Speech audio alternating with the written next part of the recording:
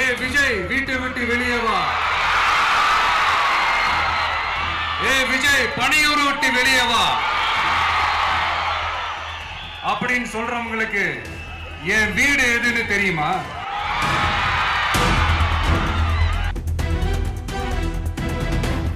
இந்த SOPs சொல்லுவாங்க, அதனுடைய ஃபுல் ஃபார்ம் வந்து ஸ்டாண்டர்ட் ஆபரேட்டிங் ப்ரொசீஜர்.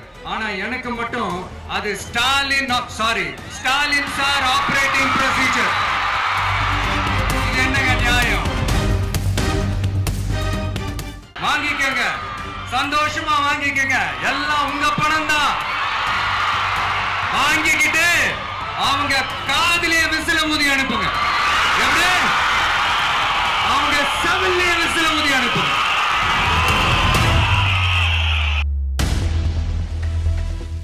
உங்க அம்மா அப்பா கிட்ட மைக்க நீட்டி யாருக்கு ஓட்டு போடுவீங்கன்னு கேட்டா பின்னாடி இருந்த அந்த பையன், அம்மா விஜய்னு சொல்லுவா, அப்பா விஜய்னு சொல்லுப்பா.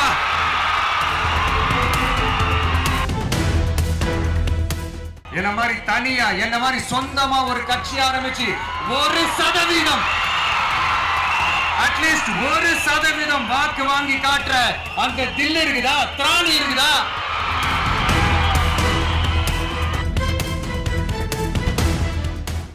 நாலரை வருஷம் ஆச்சு, 4.25 வருஷத்துக்கு மேல ஆகுது. இப்போ ஒவ்வொரு வீட்டு கதவையா தட்டி உங்கள் கனவுகளை சொல்லுங்கள்.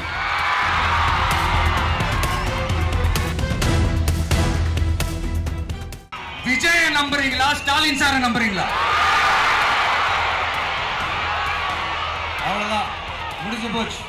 கதம் கதம்.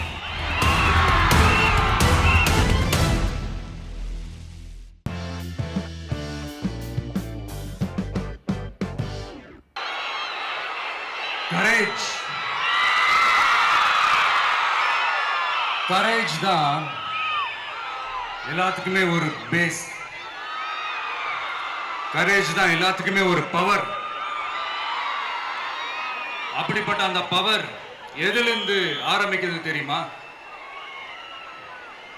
நம்மள அண்டர் எஸ்டிமேட் பண்ற நேரத்துல, நம்மள ஒரு ஏளனமா பார்க்கிற நேரத்துல, நம்ம யாருன்னு ப்ரூவ் பண்ணி காட்டணும்னு ஒண்ணு தோணும். நம்ம யாருன்னு காட்டணும்னு ஒரு உத்வேகம் ஒண்ணு வரும். அப்படி ப்ரூவ் பண்ற அந்த பாயிண்ட் எதுல இருந்து ஸ்டார்ட் ஆகுது தெரியுமா? எந்த விஷயத்துல நம்மள கிண்டலும் கேலியுமா பேசுறாங்களோ அதே விஷயத்தை வச்சு நம்ம அது ஒரு பாசிட்டிவா மாத்துறதுன்னு ஒண்ணு இருக்குல்ல, அதே விஷயத்தை வச்சு நம்ம அது ஒரு ஃபயரா மாத்துறதுன்னு ஒன்று இருக்குல்ல, அங்கிருந்து தான் அந்த பவரே ஸ்டார்ட் ஆகும். அப்படிப்பட்ட அந்த உண்மையான அந்த பவரை சொல்ற அந்த பாயிண்ட்ல இருந்து ஆரம்பிக்கலாமா? ஏ விஜய் வீட்டை விட்டு வெளியே வா. ஏ விஜய் பணியூர் விட்டு வெளியே வா அப்படின்னு சொல்றவங்களுக்கு என் வீடு எதுன்னு தெரியுமா? முதல்ல என் வீடு எங்க இருக்குனாவது தெரியுமா? என சீண்டி பார்க்கறதா நினைச்சு கிண்டலும் கேலியுமா பேசுறவங்களுக்கு நான் சொல்றேன், இந்த தமிழ்நாடுன்னு சொல்றாங்களே, அது மத்தவங்களுக்கு வேணா ஸ்டேட்டா இருக்கலாம். ஆனா என்ன பொறுத்த வரைக்கும் என் தாய் நாடான தமிழ்நாடு தான் என் வீடு.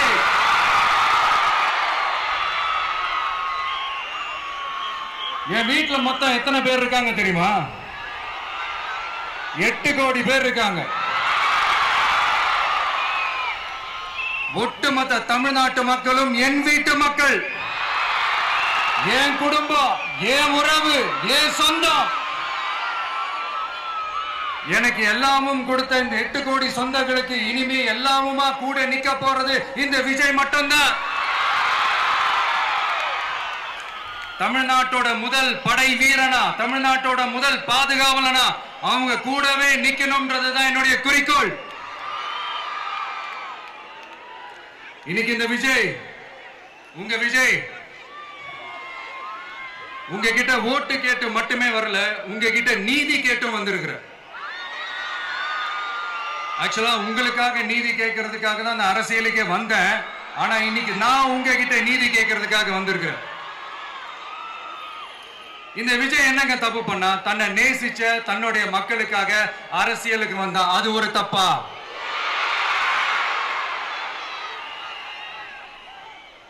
எல்லாத்தையும் ஒதுக்கி தள்ளிட்டு மக்களுக்காக மட்டுமே வந்த, அது ஒரு தப்பா?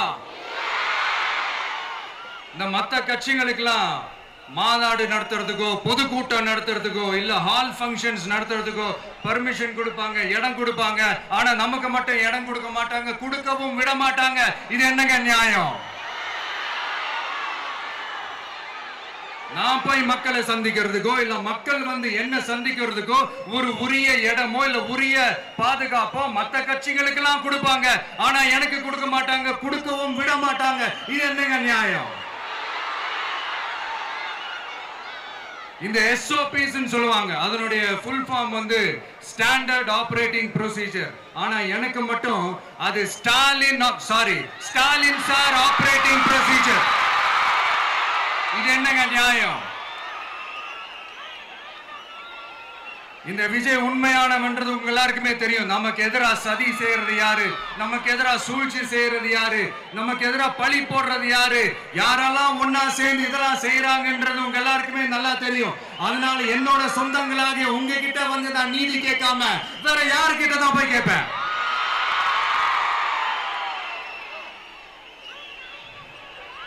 செல்ஃபே எடுக்காத ஒரு கூட்டணி கணக்கு, செல்ஃபே எடுக்காத ஒரு அறத பழைய அரித்மெட்டிக் கணக்கு, இதெல்லாம் வேலைக்கே ஆகாது. ஆணித்தரமா அடிச்சு சொல்றேன்.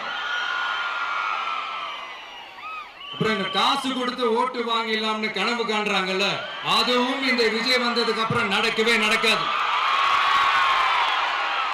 வண்டி வண்டியா கொண்டாந்து குட்டுவாங்க. 1000, 2000, 3000, 4000, 5000 சாமி மேல சத்தியெல்லாம் வாங்குவாங்க. அப்படிதான் இத்தனை வருஷமா உங்களை ஏமாத்தி இருக்கிறாங்க. வாங்கிக்கங்க, சந்தோஷமா வாங்கிக்கங்க. எல்லாம் உங்க பணம் தான். வாங்கிக்கிட்டு அவங்க காதிலே விசில ஊதி அனுப்புங்க. எப்படி? அவங்க செவிலே விசில ஊதி அனுப்புங்க.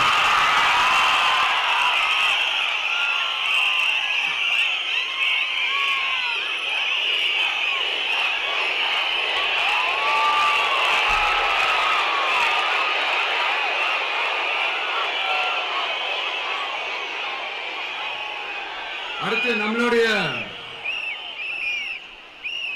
ஜென்சி அடுத்த இளம் தலைமுறையினருக்கும் நான் சொல்லணும்னு நினைக்கிறேன். இந்த பணத்தை கொடுத்து ஏமாத்தி ஓட்டு வாங்குற அந்த கலாச்சாரம் ஒழியணும். பணத்தை கொடுத்து ஏமாத்தினா ஏமாறுவீங்க. உங்களை தான் கேட்கிறேன், பணத்தை கொடுத்து ஏமாத்தினா ஏமாறுவீங்க? எல்லாரும் கொஞ்சம் கை இப்படி வைங்களேன் எனக்காக. நான் சொல்றதை கொஞ்சம் ரிப்பீட் பண்ணுங்க. எங்க ஓட்டு எங்க உரிமை. எங்களை யாரும் விலைக்கு வாங்க முடியாது. எங்கள் ஓட்டு விசில் சின்னத்துக்கு தான். வேற யாரையும் நம்பி ஏமாற மாட்டோம். தேங்க்யூ. கேட்டுச்சா சார்?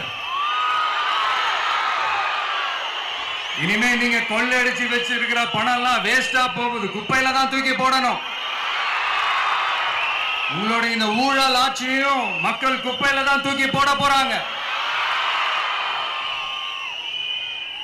அடுத்து ஒவ்வொரு வீட்டில் இருக்கிற என்னுடைய குட்டி நண்பா நண்பீஸுக்கும் நான் சொல்லணும்னு நினைக்கிறேன். வீட்டில் டிவியில உட்கார்ந்து இந்த பிரச்சார மீட்டிங் எல்லாம் பார்த்துட்டு இருப்பீங்க. உங்களையும் உங்களுடைய ஃபியூச்சரையும் மைண்ட்ல வச்சுக்கிட்டு தான் நாம அரசியலுக்கே வந்திருக்கிறோம். அதனால எனக்காக நீங்க ஒண்ணு செய்யணும். தொடர்ந்து செஞ்சுக்கிட்டு தான் இருக்கிறீங்க. நான் நிறைய கியூட்டான வீடியோஸ்லாம் நான் பார்க்கிறேன். லைக் உங்க அம்மா அப்பா கிட்ட மைக்க நீட்டி யாருக்கு ஓட்டு போடுவீங்கன்னு கேட்டா பின்னாடி இருந்த அந்த பையன், அம்மா விஜய்னு சொல்லுவா, அப்பா விஜய்னு சொல்லுப்பா அப்படின்னு நிறைய அந்த கியூட்டான வீடியோஸ் எல்லாம் பாக்குறேன். அதை தொடர்ந்து தயவு செஞ்சு அதை தொடர்ந்து கண்டினியூ பண்ணுங்க. உங்க வீட்டுல இருக்கிற உங்களுடைய அப்பா அம்மா தாத்தா பாட்டி பெரியப்பா பெரியப்பா சித்தி சித்தப்பா அத்தை மாமா ஓட்டு போடுற வயசுல இருக்கிற அண்ணன் அக்கா எல்லாரையும் விசில் சின்னத்துக்கு ஓட்டு போட சொல்லுங்க. விசில் சின்னத்துக்கு ஓட்டு போட வைங்க.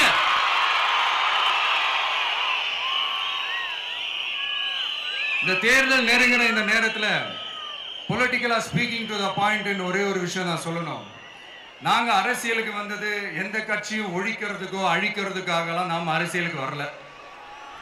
யார் மேலேயும் தனிப்பட்ட ஒரு வன்மமோ இல்ல தனிப்பட்ட கோபமோ அப்படிலாம் யார் மேலேயும் கிடையாது. இந்த மத்தவங்க மாதிரி இந்த வெறுப்பு அரசியல் பண்றதுக்காகலாம் நாம அரசியலுக்கு வரல. அரசியல் ரீதியா நம்மளுடைய எதிரிகள் யாருன்னு டிக்ளேர் பண்ணிட்டு தேர்தலில் நின்று ஜெயிச்சு மக்களுக்காக எங்களுடைய நன்றி கடனை செலுத்துறதுக்காக தான் நாம அரசியலுக்கே வந்திருக்கோம். Just want to make this clear. அவங்கள கேள்வி கேட்கறதுக்கு முன்னாடி அவங்களோட இயலாமையை மறைக்கிறதுக்காக இந்த ஏ டீம் பி டீம் இதெல்லாம் கூட சேர்த்துக்கிட்டு ஒரே விஷயத்த சொல்லி அழுவுறாங்கல்ல. என்னன்னு சொல்லி அழுவுறாங்க? அனுபவம் இல்லாதவங்களால எப்படி ஆட்சி அதிகாரத்தை செய்ய முடியும் அப்படின்னு ஒரே விஷயத்த சொல்லி அழுவுறாங்கல்ல. அந்த அழுகைக்கு நாம ஒரு பதிலடி கொடுக்கணும்ல. மக்களே, நான் உங்களையே கேட்கிறேன், தெரியாம தான் கேட்கிறேன். இந்த அனுபவம் அனுபவம் அனுபவம்னு சொல்றாங்களே, அதிகாரத்தை வச்சு மக்கள் பணத்தை கொள்ளையடிச்சதை தாண்டி வேற ஏதாவது கொம்பு முளைச்ச பெரிய அனுபவம் இவங்களுக்கு இருக்குதா?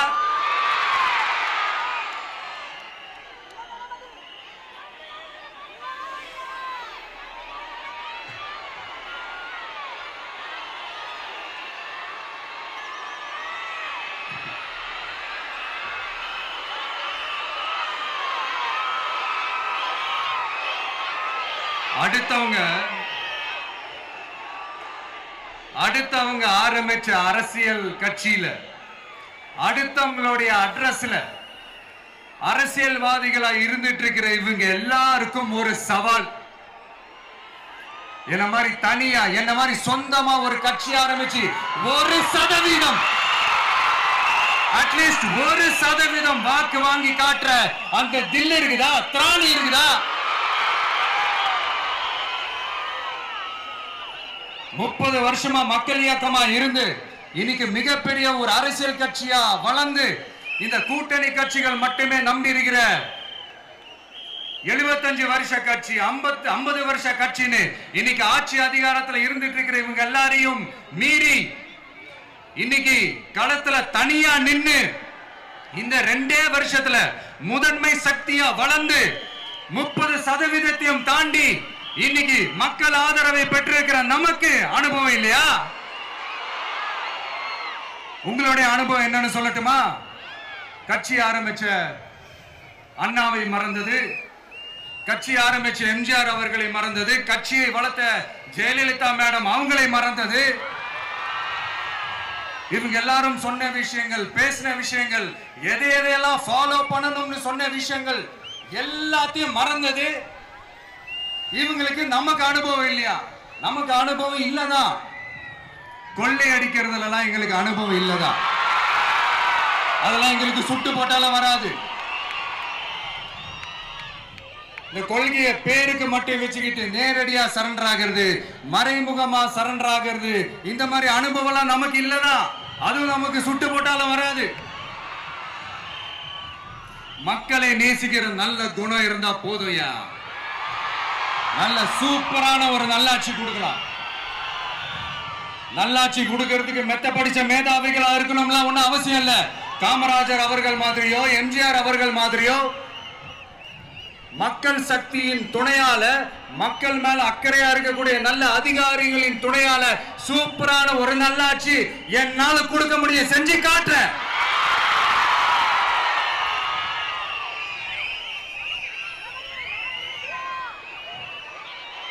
4.5 வருஷம் ஆச்சு, 4.25 வருஷத்துக்கு மேல ஆகுது.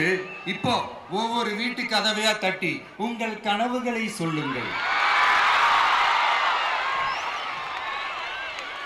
உங்கள் கனவுகளை சொல்லுங்கள், நாங்கள் அதை நிறைவேற்றி காட்டுறோம். இல்ல ஸ்டாலின் சாருக்கு மக்கள் சார்பா ஒரு கேள்வி, மக்களுடைய கனவு என்னன்னு உங்களுக்கு தெரியுமா சார்? அது சரி, அவங்க என்ன நினைக்கிறாங்கன்னு உங்களுக்கு தெரியாது. அதுக்கப்புறம் எப்படி அவங்க கனவுகளை பத்தி உங்களுக்கு தெரியும். மக்களோட கனவு என்னன்னு நான் சொல்லட்டுமா சார்? 2019, 2021, 2024 இந்த 3 தேர்தலையும் மக்கள் உங்களுக்கு வாக்களிச்சதுக்கு காரணம் நீங்க மக்களுக்கு ஏதாவது நல்லது செய்வீங்கன்னு நம்பிதான். ஆனா நீங்க மக்களுக்கு கொடுத்த பரிசு மக்களுக்கு பாதுகாப்பே இல்லாத மக்கள் விரோத ஆட்சி. அந்த மக்கள் விரோத ஆட்சியை அகற்றிட்டு அந்த இடத்தில் தமிழக வெற்றி கழகத்தை ஆட்சி பீடத்தில் அமைக்கணும் அப்படின்றதுதான் மக்களுடைய ஒரே கனவு.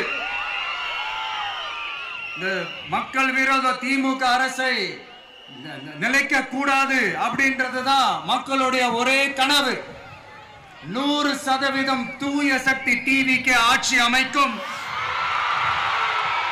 அதுல உங்களுடைய கனவுகள், உங்களுடைய ட்ரீம்ஸ் எல்லாமே ஃபுல்ஃபில் ஆகும், நிஜமாகும்.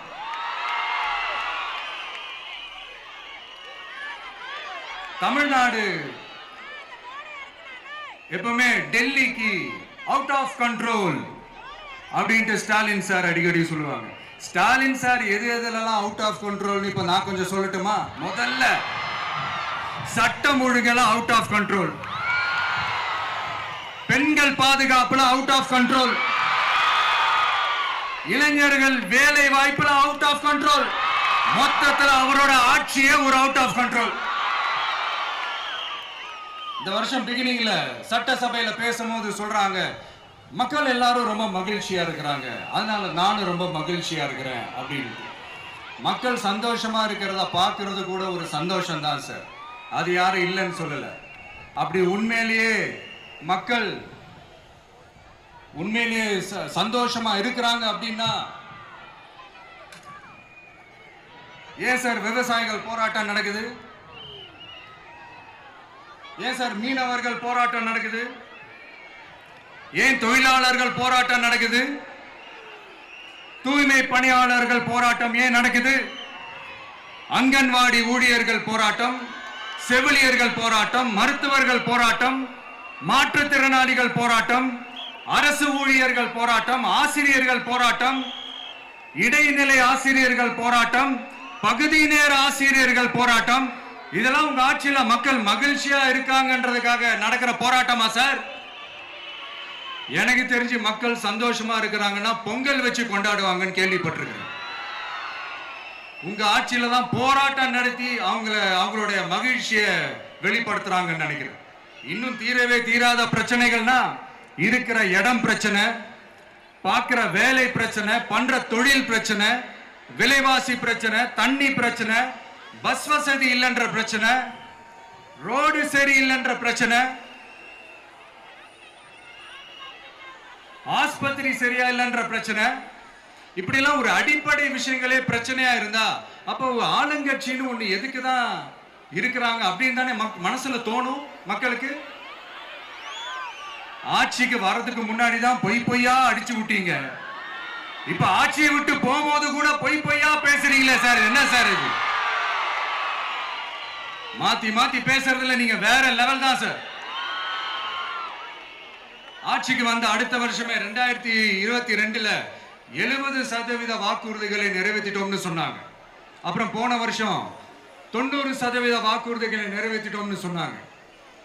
அப்புறம் இந்த வருஷம் 505 வாக்குறுதிகளை 404 வாக்குறுதிகளை நிறைவேற்றிட்டோம், கிட்டத்தட்ட ஒரு 80% வாக்குறுதிகளை நிறைவேற்றிட்டோம்னு சொன்னாங்க. முதல்ல 70, அப்புறம் 90, அப்புறம் 80. இன்னும் தேர்தல் நெருங்க அது 60, 50, 40, 30, 20ல போய் நிற்கும்னு நினைக்கிறேன். அதையும் அவரே அறிவிப்பாரா என்னமோ எனக்கு தெரியல.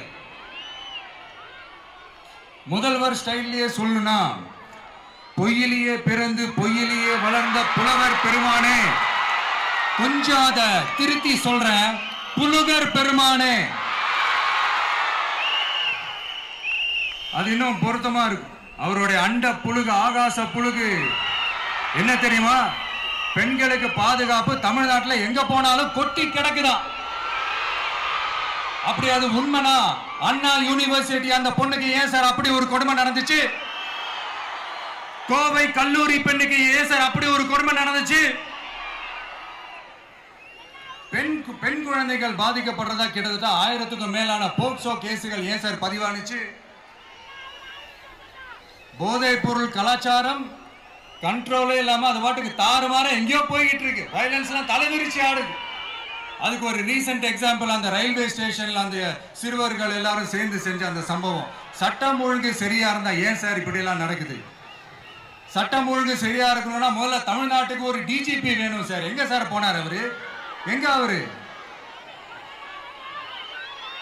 சும்மா இந்த ஆக்டிங் ஆபீசரை வச்சுக்கிட்டு அரசாங்கத்தை நடத்துனீங்கன்னா இப்படிதான் சட்டம் ஒழுங்கு சந்தி சிரிக்கும். முதல்ல தமிழ்நாட்டுக்கு ஒரு டிஜிபியை போடுங்க சார். அதுக்கப்புறமாச்சும் சட்டம் ஒழுங்கு சரியாகுதான்னு பார்ப்போம். சரிப்பா, கேள்வியா கேட்கிறிய, நீ வந்தா என்ன செய்வ அதானே கேட்கறீங்க. கரெக்ட், கேட்கணும். மக்களோட அடிப்படை தேவைகளை தீர்க்கிறது தான் நம்மளுடைய ஃபர்ஸ்ட் வேலையே. அதை தீர்க்கிறதுக்கான அந்த தேடி போறது, அதோட சொல்யூஷனை தேடி போறது தான் நம்மளுடைய ஃபர்ஸ்ட் அஜெண்டாவே. கொஞ்சம் வெயிட் பண்ணுங்க, தேர்தல் அறிக்கை ரெடி ஆயிட்டு இருக்கு. தெளிவான ஒரு தேர்தல் அறிக்கையாவது வரும். என்ன நம்புற உங்களை நான் டிசப்பாயிண்ட் பண்ணவே மாட்டேன்.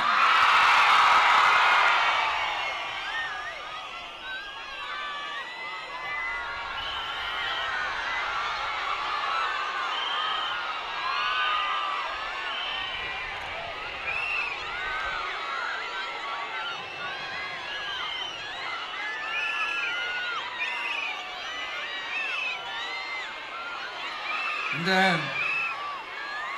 சும்மா ஆட்சிக்கு வரணும்ன்றதுக்காக இந்த நடைமுறைக்கு சாத்தியமே இல்லாத இந்த மாதிரி விஷயங்கள் எல்லாம், வாக்குறுதிகளை நான் என்னைக்குமே கொடுக்கவே மாட்டேன். அதே மாதிரி ஆட்சிக்கு வந்ததுக்கு அப்புறம் கூட அவங்க அது தரல, இவங்க இது தரல அப்படின்லாம் பம்மிக்கிட்டு இல்லாம உங்களுக்காக எந்த எக்ஸ்ட்ரீமுக்கும் போய் நான் போராடவும் தயாரா இருக்கிறேன். அதனால நான் மறுபடியும் இதை நான் ரிப்பீட் பண்றேன். இவ்வளவு நாள் இதை நான் மட்டும் தான் சொல்லிக்கிட்டு இருந்தேன். இப்ப களமே சொல்லுது, ரெண்டே ரெண்டு பேருக்கு நடுவுல தான் போட்டியே.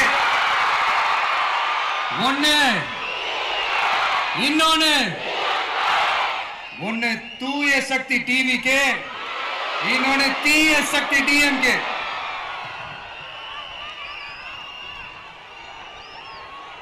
இப்ப நம்ம இந்த எலெக்ஷன் விஷயத்துக்கு வருவோம். விஜய் என்னப்பா இவரை மட்டும் தான் எதிர்க்கிறாரு, இவங்களை எதிர்க்க மாட்டேன்றாரு, அவங்கள பத்தி எதுவுமே சொல்ல மாட்டேங்கிறாரு. இல்ல நான் கேட்கிறேன், இது யாருக்கான எலெக்ஷன்? தமிழ்நாடு சட்டசபைக்கான ஒரு தேர்தல். இப்ப இங்க யார் ஆட்சியில் இருக்கிறா? யாரு பொய்யா வாக்குறுதிகளை கொடுத்து மக்களை ஏமாத்துறது? யாரு மக்கள் விரோத ஆட்சியை நடத்துறது? அப்ப இங்க யாரை அகற்றணும்? இந்த மக்கள் விரோத திமுக அரசை அகற்றணும்னா நம்ம யாரை எதிர்க்கணும்? எதுக்கு தேவையில்லாம பல முறை மக்கள் ஆல்ரெடி டிலீட் பண்ணவங்களை எதுக்கு? நம்மளுடைய கான்சென்ட்ரேஷன், நம்மளுடைய டார்கெட் திமுகன்றப்போ டார்க்னஸ் குள்ள எதுக்கு கல்லெறியணும்? இங்க மக்களை விரும்புற விஜய் வேணுமா, இல்ல மக்கள் விரோத ஆட்சி நடத்துற ஸ்டாலின் சார் வேணுமா? அவ்வளவுதான் இந்த தேர்தலே. இதுக்கு நடுவுல வேற யாருமே கிடையாது. புரியுதுங்களா உங்களுக்கு? என் நெஞ்சில் குடியிருக்கும் சேலம் மக்களே,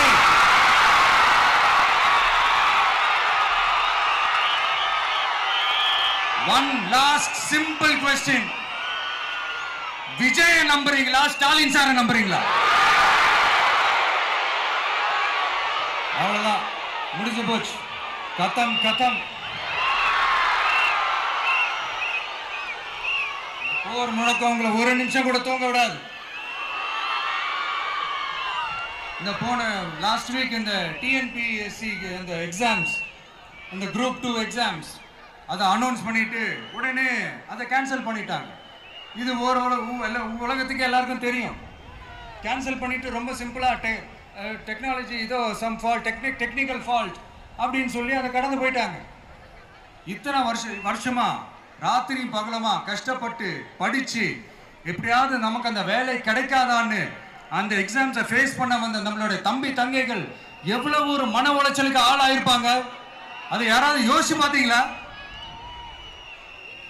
ஒரு எக்ஸாம்ஸை ஒழுங்கா நடத்த தெரியல, இதுல உலக நாடுகளோட போட்டி போடுறாங்களாம். நம்மளுடைய தம்பி தங்கைகள் நம்ம அம்மா அப்பா கிட்ட சொல்லுங்க, யாரும் தைரியம், எல்லாரும் தைரியமா இருங்க. வரப்போறது உங்க ஆட்சி, நம்ம ஆட்சி.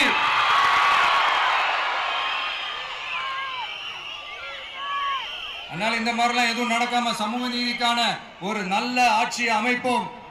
இளைஞர்களின் வேலை வாய்ப்புகளை மனசுல வச்சுக்கிட்டு டிரான்ஸ்பரண்டா அதுக்கான ஒரு தீர்வை காணுவோம். நான் விக்கிரவாண்டி மாநாட்டில் பேசும்போது ஒரு பொலிட்டிக்கல் பாம் ஒன்னு சொன்ன ஞாபகம் இருக்கா? ஆட்சியிலையும் பங்கு அதிகாரத்திலையும் பங்குன்னு ஒன்னு சொன்னேன். இப்போ அந்த பொலிட்டிக்கல் பாம் எல்லா கூட்டணியிலையும் வெடிச்சுக்கிட்டு இருக்கு, தாறுமாற வெடிச்சுக்கிட்டு இருக்கு. ஸ்டாலின் சார்லாம் பதறாரு. ஆட்சி அதிகாரத்துல பங்கெல்லாம் தமிழ்நாட்டில் ஒத்து வராது அப்படின்னு சொல்றாரு. அவங்கள பொறுத்த வரைக்கும் ஜெயிக்கிறதுக்காக மட்டும்தான் கூட்டணி, மற்ற எல்லாத்துக்குமே அவங்க தனி அணி, அவங்க மட்டுமே ஒரே அணி. வெல்வோம் ஒன்றாக, ஆனா வரும் வெல்த் எல்லாம் பார்ப்போம் தனியாக. அந்த வெல்வோம் ஒன்றாக என்றது இதுதான் சீக்கிரட்டு. புரிய வேண்டியவங்களுக்கு நல்லா புரியும் நினைக்கிறேன். உங்களோட நான் இருக்கேன், நம்மளோட நம்ம மக்கள் இருக்காங்க. இதுக்கு மேல என்ன வேணும்? கான்பிடென்டா இருங்க, நல்லதே நடக்கும், வெற்றி நிச்சயம். மீண்டும் சந்திக்கும் வரை நன்றி, வணக்கம்.